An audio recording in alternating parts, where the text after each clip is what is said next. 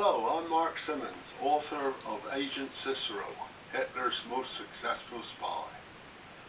Eliza Bazna, codenamed Cicero by the Germans, was what is termed in espionage speak a walk-in, a freelance spy who offered his services for money.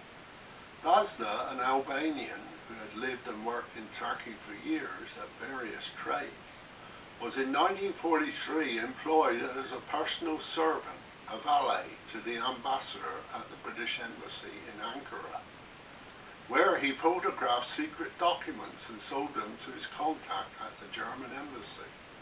The two embassies were only a few hundred yards apart. He insisted on being paid in British pounds.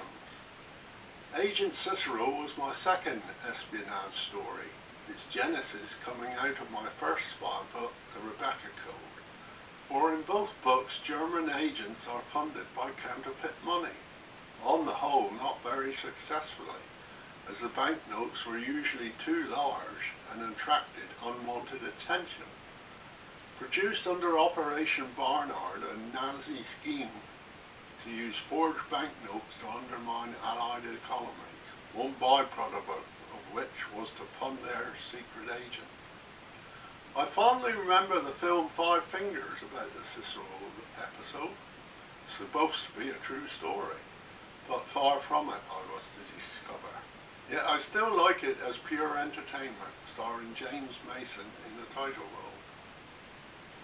At the time of writing in 2013, I had read a lot of the personal memories of the people involved, and the British Public Records Office Q supplied a huge amount of information from the MI5 and MI6 files released in 2006, which struck me on first reading how like a fiction thriller the story was. As they say, the rest is history. I was so glad to hear my publishers are releasing a new edition of the book.